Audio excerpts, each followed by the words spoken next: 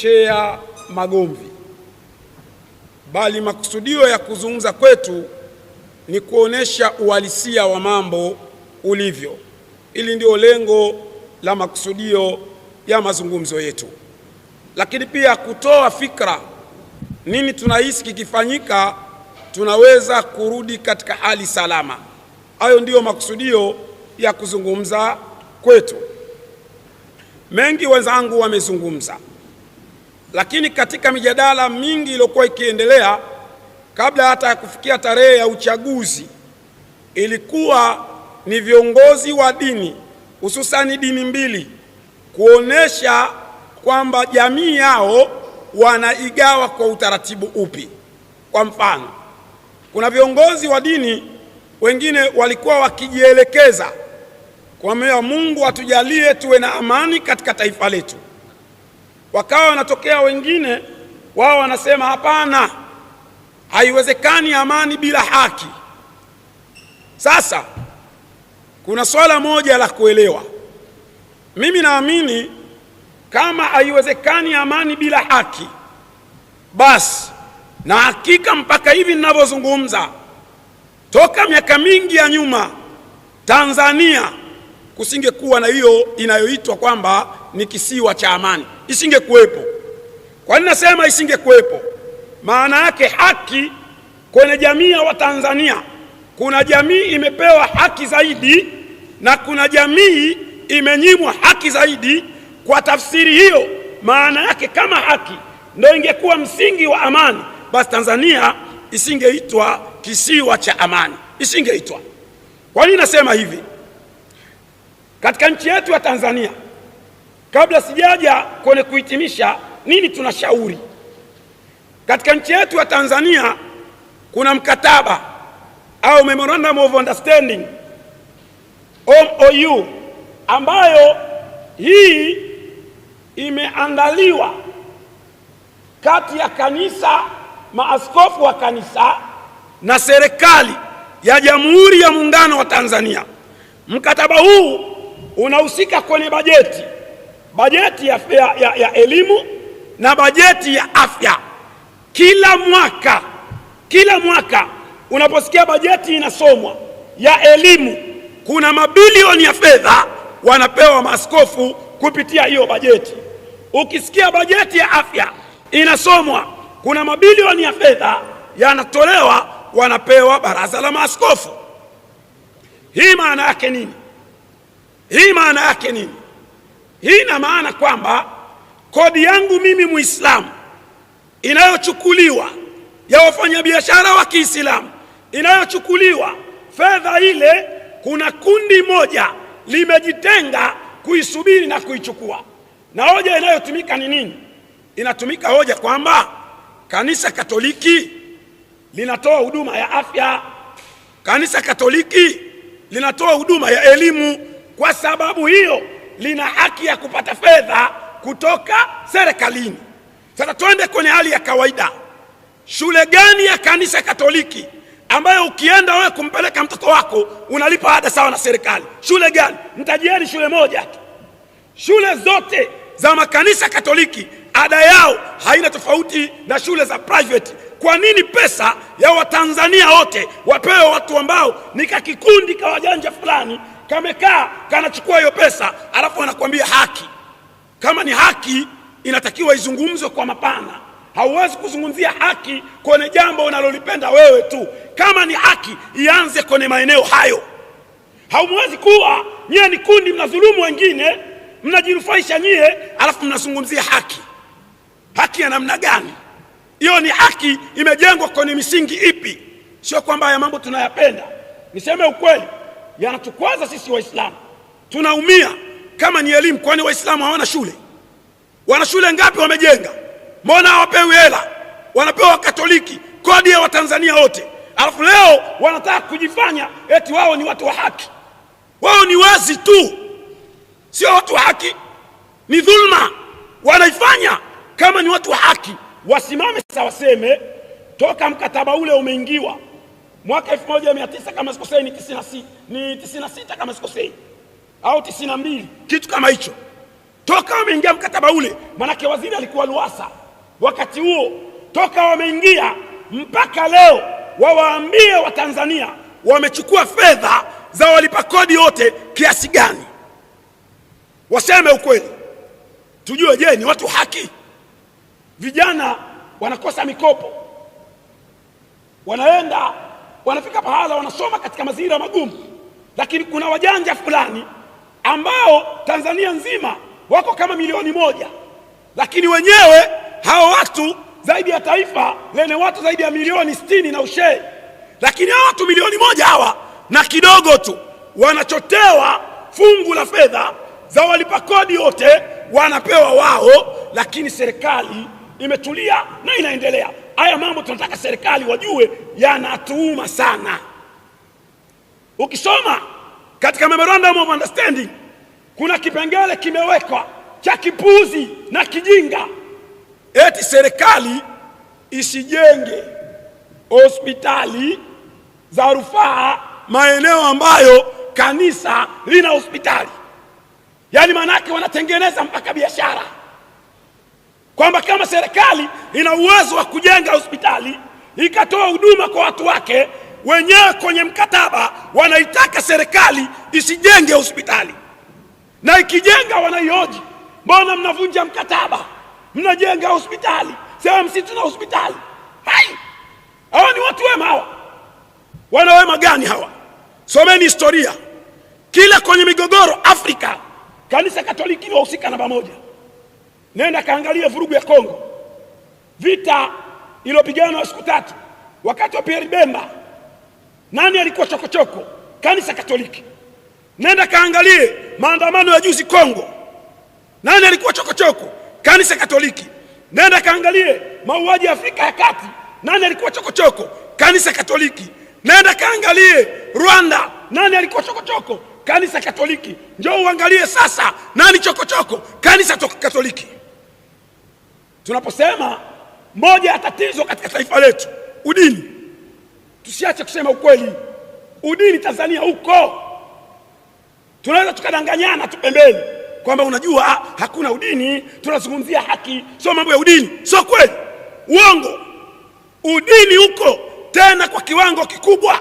Takupeni mfano. Kenya Wakristo ni wengi kuliko Waislamu Kenya, lakini turudi Tanzania. Sensa ya kwanza ya mwaka 1967 Waislamu walionekana kwenye sensa hiyo wako zaidi ya 60%. Mwalimu Nyerere baada ya sensa hiyo akaondoa swali la dini, kwamba msiulizane kwamba dini gani, kwa maana dini haitusaidii kitu. Akaondoa lile swali, hakuna swali la dini mpaka leo. Tafsiri kama tunachukua sensa ya kwanza iliyokuwa na swali la dini, inaonesha Waislamu walikuwa wengi kwa zaidi ya 60% enzi hizo. Sasa tujiulize katika maswali ya kawaida, kama South Africa Waislamu ni wachache, Uganda Waislamu ni wachache, Kenya Waislamu ni wachache, kote hizi nchi nimestaja kuna mahakama ya kadhi. Njoo Tanzania, kwa nini serikali ilipotaka kuwapa mahakama ya kadhi mwaka 2005 walipoweka kwenye ilani yao ya uchaguzi kwamba watawapa Waislamu mahakama ya kadhi, wakamtuma Bernard Membe alipokuwa waziri wa mambo ya nje aende akafanye tafiti, aangalie je, mahakama ya kadhi ina madhara gani. Membe akaja bungeni akasema mahakama ya kadhi haina madhara yoyote. Kardinali Pengo akasema na mimi naunga mkono, haina madhara yoyote. Ndipo alipotokea Gwajima akamtukana Pengo, amekula maharage ya Mbeya, amechanganyikiwa, amekuwa mwehu, akamtukana matusi Pengo, na teki ikaunga mkono kukataliwa mahakama ya kadhi, na serikali ikawasikiliza. Tumenyimwa mahakama ya kadhi. Jambo la Waislamu, tunapozungumzia haki, ni haki ya namna gani? Kwani Waislamu hawana haki ya kufaidi matunda ya taifa lao ambalo wamelipigania? Wametafuta uhuru wa taifa hili, hawana haki hiyo? Wenye haki hiyo ni Wakatoliki. Kwa nini mnafanya mambo ambayo tunataka tuseme wallahi wabillahi watallahi hatutanii? Kuanzia kesho tunaanza taarifa rasmi kwa wahadhiri wote 3,500 kila msikiti wapite Tanzania nzima kuanza kujipanga na kukabiliana na hao wanaoitwa wataandamana. Mtakuta tumekatana vichwa huko barabarani, wala hatuwatanii. Wallahi tunakuapieni, kwa sababu tunaona hii nchi sasa inakwenda kuchezewa. Najua wengine mtakata shauri yenu, lakini huu ndio uhalisia, na wala hatubepesi macho. Tunawaeleza ili wajue, na ni bora muache kwa sababu bora wajue. Narudia tena, kama mnataka kwenda, kwanza mimi sina hela, sina magari, sina nini. Nyie huko Makatoliki ndio mna mashule, mmejenga nchi nzima, mmeeneza nyie vyuo vikuu. Sasa mwageni mboga afu muone. Nataka niwaambie ukweli, kanisa Katoliki, na wala tusemi uongo, najua kanisa Katoliki ndio limemwondoa Mbowe. Kwani hatujui? Mpango si umepangwa hapa Msimbazi Center, sio umekaa hapa, wakamwondoa Mbowe kwa mikakati na mipango, kwa sababu yeye ni KKT. Wakatengeneza mkakati, wakamuingiza Lissu kwa mipango yao na mikakati yao. Nani ajui? Tunajua. Alafu kanisa Katoliki wana swali moja ambalo mpaka leo hawajajibu. Dr. Slaa alipokuwa katibu wa teki alitueleza kwamba, angalieni clip mtasiona, alisema yeye aliziwia silaha zilizokuwa zinataka kuingizwa katika kupitia kanisa Katoliki. Swali mpaka leo Wakatoliki hawajajibu. Hizo silaha alizoziwia Dr. Slaa alipokuwa akiwa katibu wa teki zilikuwa zinapitishwa na nani? Na ndani ya kanisa huyo mtu alikuwa anataka kupitisha alikuwa anashirikiana na nani?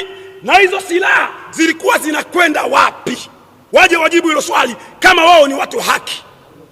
Mnazungumza haki gani? Haki gani? Sitaki kuuliza swali la silaha zina matumizi gani, kwa sababu silaha kazi yake ni kuua au kuvunja au kuharibu, au ndio hizo silaha za tarehe 9.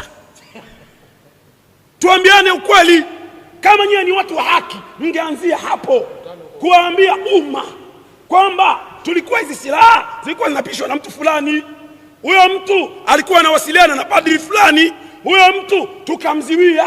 Bwana mtaji, tunajua moja ya chokochoko ni bandari, tunaelewa everything, kila kitu tunajua mambo ambayo wizi unaofanyika pale bandari unaobarikiwa na kanisa Katoliki tunajua, sio kwamba tujui.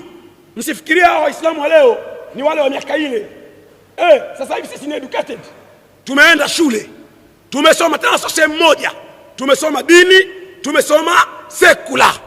Kama mnadhani sisi ni wajinga, basi mmepoteza maboya. Sisi sio wajinga, tunaelewa, na kwa kuwa tunaelewa, msitumie hoja kwa ajili ya malengo yenu.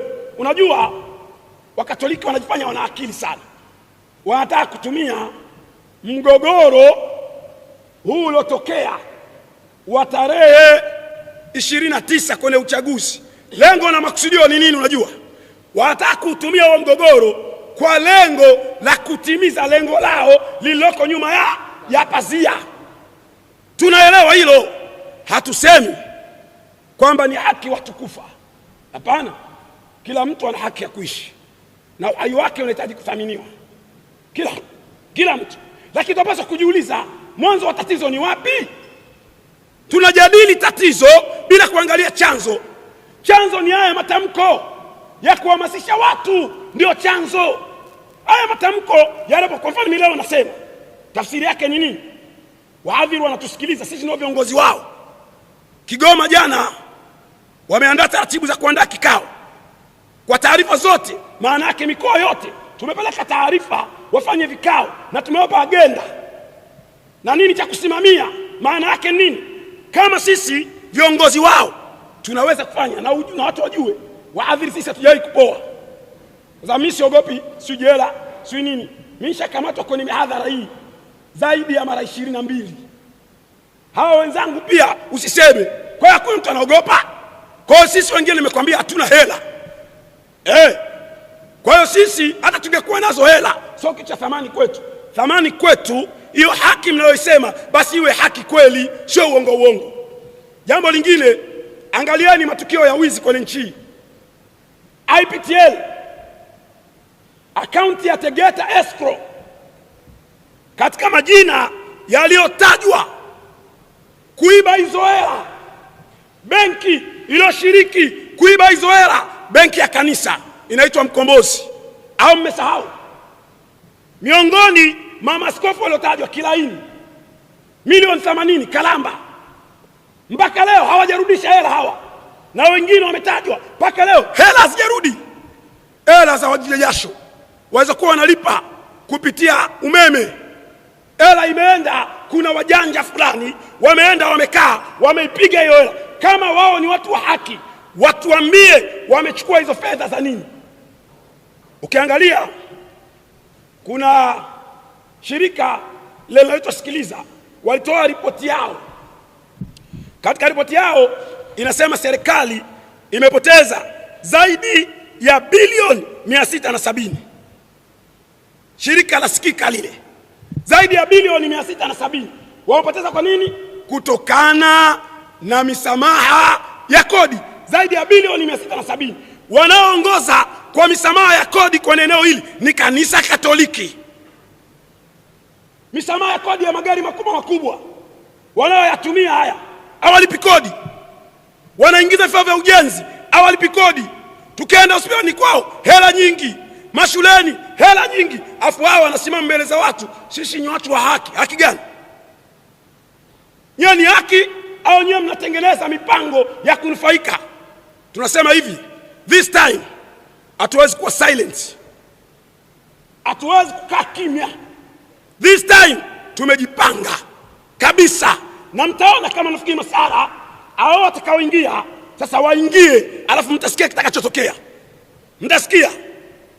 Mtasikia wala tutanii. Tumejipanga kweli kweli, kwa sababu tunahitaji nchi kweli iwe na amani, lakini tuheshimiane.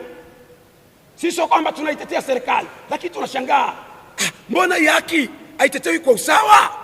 Mbona watu hawa, akiwa Muislamu akifanya jambo linaweza kweli ikawa ni baya, kwa sababu mwanadamu akifanya nini? Hajakamilika. Lakini mbona nguvu inayotumika hawaitumii nguvu ya namna hiyo akiwa Mkristo tena Mkatoliki? Mbona nguvu hiyo haitumiki? Kwa nini nguvu hiyo inatumika akiwa Muislamu tu? Hii inatupelekea mashaka. Lakini vile vile Chadema tunajiuliza maswali, wameingia mkataba gani na kanisa? Na hii wala sio masara. Sisi kwa mwenendo huu wa Chadema tutaanzisha harakati maalum ya kuipiga vita kwa Waislamu isiungwe mkono, na tunaweza na tuna njia za kuongea na waumini wakatuelewa. Kwa nini? Kwa sababu tunaona wametengeneza bond kati ya Chadema na kanisa Katoliki, kama kuna kamkakati fulani kanatengenezwa baina yao kwa ajili ya maslahi. Sasa mtu yoyote akikupambania lazima kuna namna ya kulipa fadhila. Sasa isije ikawa kuna mikataba ya siri ambayo imefanywa baina ya kanisa Katoliki na Chadema. Inawezekana. Kwa namna hiyo hatuwezi kukubali.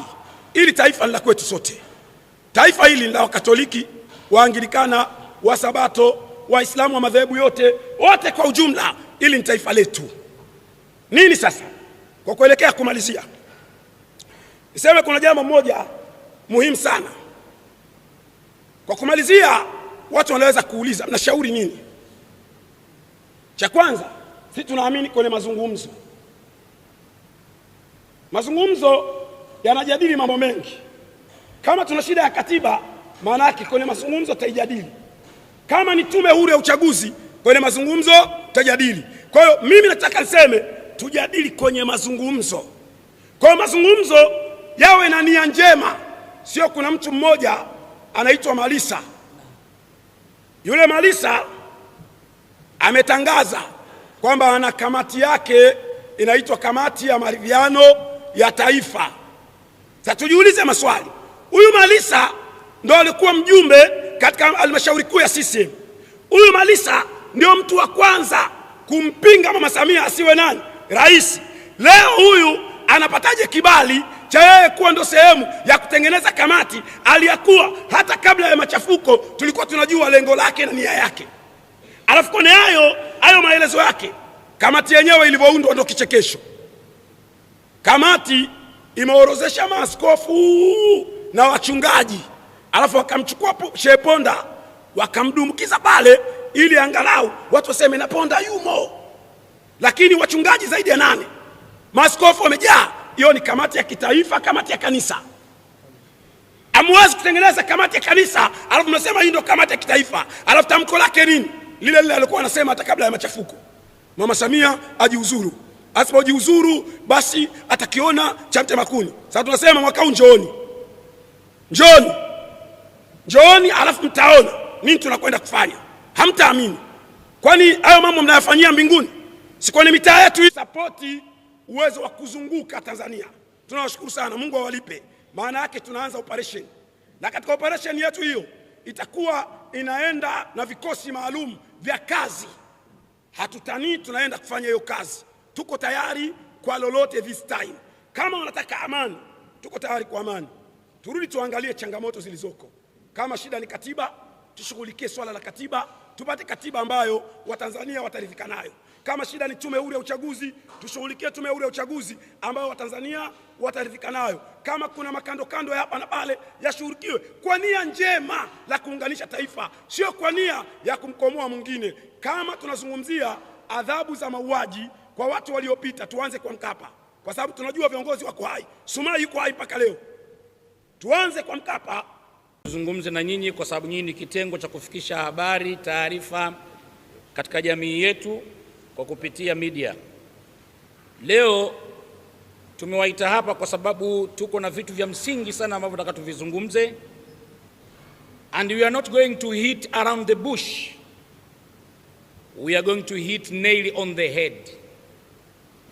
Nchi yetu ipo kwenye matatizo makubwa sana, na kuna watu ambao wao wapo mstari wa mbele kutaka kulibomoa taifa la Tanzania ambalo limejengwa katika misingi ya amani na utulivu, wakija na hoja ya kusema ya kwamba haki kwanza, amani baadaye.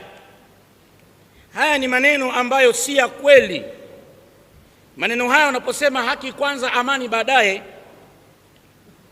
kwa mtu mwenye akili huwezi kudai haki sehemu ambayo haina amani. Unamdai nani wakati taifa liko katika vita? Unamdai nani wakati taifa lipo kwenye machafuko? Kwa mfano mzuri unaweza ukaangalia baada ya kufanyika vurugu walizoziita ni maandamano, yale hayakuwa maandamano. Let us be clear on this. Yale hayakuwa ni maandamano, yale yalikuwa ni machafuzi na ni mambo ambayo yako wazi na kila mmoja ameyaona. Hatuwezi kurudia yale ambayo yalisemwa na viongozi wa dini mbalimbali katika nchi yetu ya Tanzania, lakini tunasema ya kwamba it was just a test. We've been given the test. Kwa sababu kuna baadhi ya watu huwa tunaposema kwamba amani kwanza, alafu ndio uje udai haki yako unataka kudai, wanatuita sisi ni machawa na wanatuita majina mbalimbali kwamba hawa ni mashehe ubwabwa. Let me tell you, siku zote mtu ambaye anayesimama katika majambo ya kuonyesha ya kwamba hii amani ni kitu cha msingi, na amani inapotoweka haiwezi kurudi kama vinavyofikiria. Ni jukumu la kila Mtanzania kuchunga amani ya taifa letu, kwa sababu tumeyaona siku 5 ambazo tulizokuwa tumekaa ndani. We've been locked down. The country was paralyzed. Na kazi zilikuwa hakuna. Vyakula vilikuwa vinaanza kuishi katika maduka yale ambayo yaliyokuwa karibu nasi. Na imefika mahala ya kwamba watu wakaanza kuishi maisha ambayo hawakuyazoea kwa sababu ya watu waliokuja na maneno ya kutengeneza ya kwamba Tanzania tunataka haki kwanza kisha tunaifuate hiyo amani. Sisi tunasema ya kwamba amani kwanza, haki inafuata baada ya kuwa na amani katika taifa. Nukta ya kwanza. Nukta ya pili, nchi yetu imebadilika. Leo imekuwa ni nchi ya matamko. Yaani leo imekuwa ni kwamba kuna taasisi zinakaa wanakaa wanasema kwamba kesho tutakuwa tunatamko. Kesho tunatamko. Hii nchi haijajengwa kimatamko. Hii nchi imejengwa kwa misingi ya amani na upendo. Upendo wetu umetoweka, umeenda wapi? Mbona leo tumefikia mahali tumeweka katika kundi la watu wanaobaguana wa Tanzania? Hatujawahi kuishi maisha kubaguana. Leo imefika mahali ya kwamba rais aliyoko madarakani hivi sasa, Mheshimiwa Dr. Samia Suluhu Hassan, anapigwa vita, ni vita vikubwa sana ambavyo wakisema ya kwamba anawanyima watu uhuru na watu haki zao. Lakini ni kweli kwamba Dr. Samia anawanyima watu uhuru na haki zao Tanzania? Au leo kuna kauli zinakuja zinasema ya kwamba Mheshimiwa Rais Samia kwamba yeye ndo ananasibishwa na mambo ya utekaji na mambo ya watu kuuawa na kadhalika na watu kupotea. Hili jambo tusio wanafiki wa Tanzania, tuwe wa kweli katika hili. Mambo ya utekaji hayajaanza kipindi cha Dr. Samia Suluhu Hassan. Mambo ya utekaji yalikuwa nyuma huko, yalikuwa yanafanyika. Lakini hawa ambao leo wanatoa manakara wakisema kwamba tunatoa wito, tunalaani utekaji na umwagaji damu na watu kupotea Tanzania kipindi cha Samia, na wanatoa matamko. Mbona hatujaona matamko haya yakitolewa wakati walivyokuwa wanaongoza watawala wengine ambao wasiokuwa Waislamu? Let me be frank on this, and I cannot be hypocrite on this. This is serious matter and we have tuweke haya mambo sawa sawa, kwa sababu wakati anapotawala Muislamu katika nchi hii kuna matukio mengi sana ambayo yanajitokeza. Kuna mambo mengi ambayo yanajitokeza ili kumtengenezea mazingira magumu yule Muislamu katika kipindi anachotawala yeye, na haya tumeyaona yako wazi. Dr. Samia Suluhu hapingwi kwa sababu ya uongozi wake kwamba nchi kaitendea vibaya. Sio kweli, ni vitu vikubwa viko nyuma pazia, na leo tunataka tuyaweke wazi. Jambo la kwanza, Uzanzibari wa Mama Samia. Uzanzibari wa Mama Samia, hili ni tatizo kubwa, na hawa ni sisi watu wa bara, tuna ubaguzi.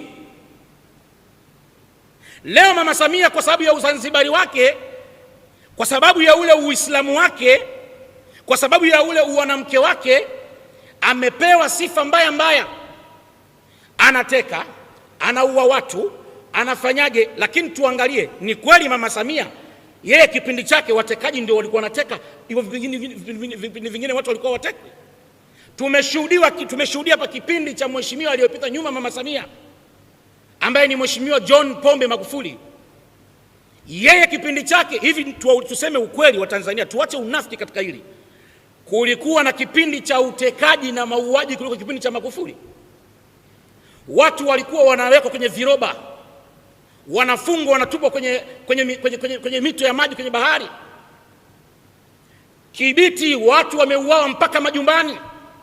Ilifika mahala ukionekana wewe una ndevu, wanakukamata, unafungwa mikono nyuma, halafu kisha kinachukuliwa matchbox kibiriti, unawashwa zile ndevu zako, ndevu zinawaka. Kilwa waliuawa Waislamu msikitini kabisa. Watu wateki walikuwa wapi kutoa matamko yao ya kutaka kulichonganisha taifa la Tanzania? Watu wateki walikuwa wapi? Kanisa Katoliki, where are you? Mlikuwa wapi kipindi hichi ambacho wameteswa watu, wameuawa Mwembe Chai? Nyinyi mlikuwa wapi? Au mlikaa kimya kwa sababu teki aliyokuwa na tawala kipindi cha Mwembe Chai, kipindi hicho alikuwa ni Benjamin William Mkapa, Mkristo Mkatoliki mwenzenu? Mlikuwa wapi kipindi ambacho Magufuli anaua watu Kibiti na wapi watu wanatupa kwenye viroba kila sehemu? Magufuli ilifika mahala mpaka kawa anapora pesa kwenye mabenki.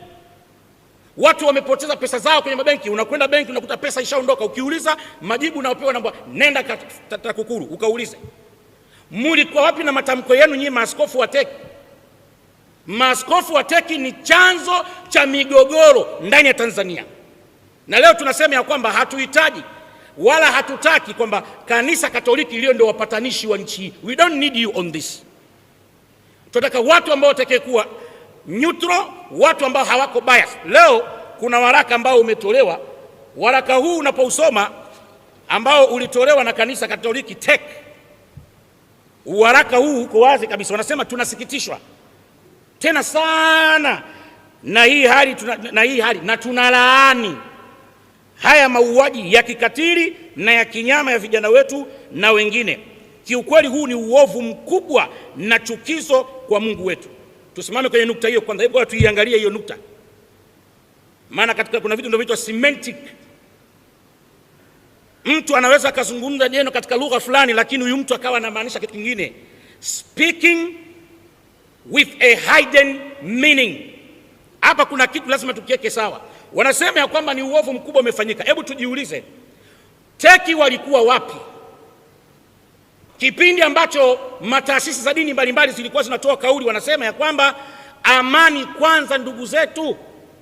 Wao hatujawaona teki wakitoa waraka wala wakitoa hiyo barua yao ya kuonyesha ya kwamba wao wanaungana na wenzao kwenye swala la amani. Walikuwa kimya teki.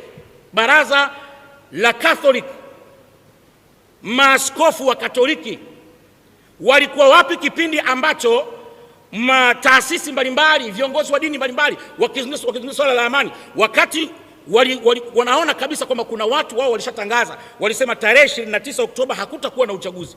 Haya mambo yalikuwa wazi. Heche alizungumza kwenye media na klipu zipo za ushahidi za video, anasema kabisa kwamba Tanzania hakutakuwa na uchaguzi tarehe 29.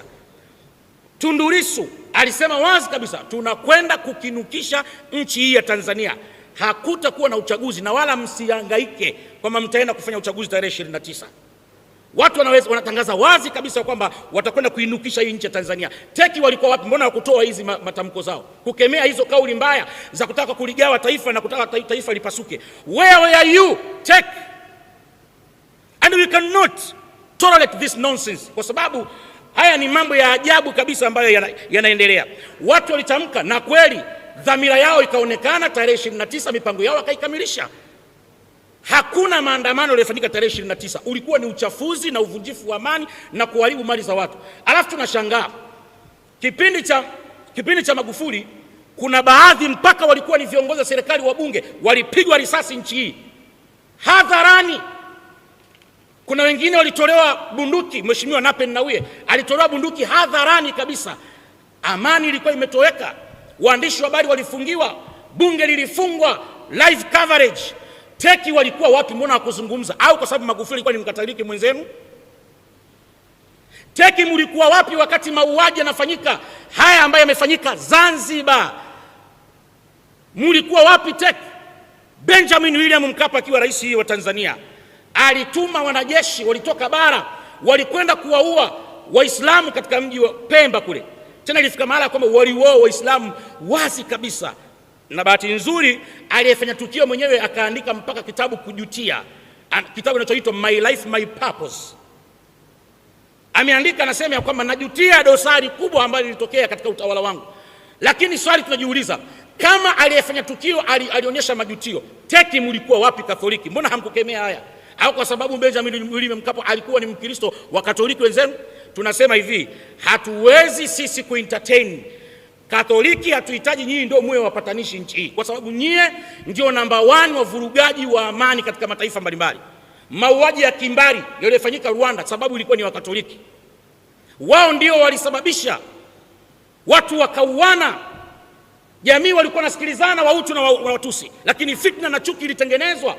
Catholic walihusika sehemu kubwa. They played their party to destruct the Republic of Rwanda. Rwanda ikaingia kwenye vita, genocide. Watu waliuana kwa sababu ya Katoliki. Tuna historia. Nchi hii ya Tanzania tuna historia, tusio wanafiki. Hatuhitaji Teki wao ndio wapatanishi. Wao ni maaskofu, wakae kanisani. Ima wachague moja. Wao kama wanataka kuwa wanasiasa, wanataka kuwa wanaharakati, wavue magwanda ya udini, wavae magwanda na siasa, waingie barabarani, tujue wao ni wanaharakati moja kwa moja. Lakini sio kutumia Katoliki alafu kutaka kuintimidate rais. Wanamuintimidate rais wa Jamhuri ya Muungano wa Tanzania, Mama Suluhu, kwa sababu ni Muislamu. Mama Suluhu uadui wake kwa sababu yeye ni Mzanzibari, uadui wake kwa sababu yeye amekata mirija ya watu ambao walikuwa naibia hili taifa. Tuko na record. We have the record in this country. Bilioni 19.3. Nisidhani vizuri nyinyi waandishi habari na Watanzania. Bilioni 19.3. Hizi ni pesa ambazo walitakiwa serikali ya Tanzania ipokee. Hizi pesa waliomba msamaha walipoingiza magari takriban 691 kanisa Katoliki nchi hii. Waliingiza magari wakaomba msamaha wa ushuru watolewe, na walitolewa bilioni 19.3 ushuru ambao ulikuwa net worth yake ilikuwa ni hiyo, sawa na hayo magari 991. Nyie Catholic mtueleze vizuri, hii ni pesa ambayo ilikuwa ni ya Watanzania, na hii pesa munaomba msamehewe. Lakini cha ajabu kama tunashangaa kwamba kwenye msamaha ambao mnaoomba nyie kanisa la Katoliki, munaingiza magari bure, munaingiza madawa bure kupitia kanisa Katoliki, munaingiza vitu mbalimbali, mabati ya kutengenezea manyumba na kadhalika, tiles munaingiza na vitu mbalimbali, lakini mwisho wa siku ni kwamba nyie ndio wa kwanza mmekosa kuwa na fadhila. Leo mnasema kwamba serikali ya Tanzania haina haki, serikali ya Mama Samia haina haki. Nyinyi haki mnayo haki nyie maaskofu wa kanisa la Katoliki. Hii pesa bilioni 19 ambazo mmesamehewa na serikali, magari 691 ambayo hamjalipa ushuru, hizi pesa ambazo zilikuwa takiwa ziingie kwenye serikali ya Tanzania, hizi pesa, hebu mtuambie, serikali ingepata hizi pesa ingekuwa imeweza kufanya miradi mingapi katika nchi hii? Munaingiza madawa bure kupitia hospitali yenu, lakini cha ajabu ukienda hospitali za Katoliki, gharama ambazo unazolipia hospitali ya Katoliki ni sawa na hospitali ya serikali, na wakati mwingine inakuwa ni zaidi ya unayolipa kupitia Katoliki. Ikiwa mnaingiziwa hizi vitu bure, kwa nini nyinyi msije kuwa ni watumishi wa Mungu wa kweli? Mungesimama kusema kwa sisi ni watumishi wa Mungu wa kweli, serikali imetuondolea sisi haya maushuru, hebu tuwasaidie hawa raia. Basi msitusaidie sisi Waislamu, au msitusaidie sisi wale maprotestant, KKT, Anglikana, manani makanisa mengine. Nyinyi wa Katoliki wenyewe kwa mngiwasaidia wa Katoliki wenzenu. Wa Katoliki wenzenu wana hali ngumu. Alafu nyinyi teki leo mnasimama mnasema, unajua tunaona ya kwamba hii nchi ya taifa limegawanyika. Hamna taifa limegawanyika. Nyie ndio mnataka kuligawa taifa. Mlisubiri Mheshimiwa Rais wa Jamhuri ya Muungano wa Tanzania asome hotuba yake. Tanzania tumekaa very attentively to listen what our president saying. Tumesubiri tunaangalia rais wetu anaongea nini. Pale siku ya pili yake ya tatu mkatoa waraka wenu. Ina maana nyinyi mmekuja kutoa waraka baada ya hotuba ya Mheshimiwa Rais. Ina maana hii ni kudistract hotuba ya Mheshimiwa Rais isisikilizwe na raia wasipate faida kwa ile hotuba ambayo Mheshimiwa Rais kaizungumza. This is unacceptable and we cannot accept this. We don't need you to be our negotiators. Nyinyi ni wafanyabiashara na mmekaa kwa sababu ya maslahi yenu yamekatika, ndio shida hii. Na tutakuja na tamko lingine tutakuja baadaye na ujumbe mwingine wa pili wa baadaye kuzungumzia swala hilo. Nikimalizia ili niwapishe na wenzangu, naomba nimalizie na aya hii kwenye kitabu cha Biblia ambayo inapatikana kwenye kitabu cha Biblia, inapatikana katika kitabu cha Timotheo wa kwanza. Timotheo wa kwanza sura ya 3 mstari wa kwanza. Naomba hebu nifungulie mtu mmoja pale. Iko hapa. Acha niisome watu waisikie. Kazi ya maaskofu ni gani? What is your work? Sikilizeni mafundisho ya Biblia yanavyofundisha. Leo mmehama kwenye kazi zenu, mmeingia kwenye kazi sio zenu, mnataka kuligawa taifa la Tanzania. Ni udini uliokuwa wazi kabisa wala usiopingika. Mzanzibari ana haki kutawala Tanzania kama Mbara anavyotawala Tanzania. Ili jambo lazima lieleweke. Kitabu cha Timotheo wa kwanza sura ya 3 mstari wa kwanza. Ni neno la kuaminiwa.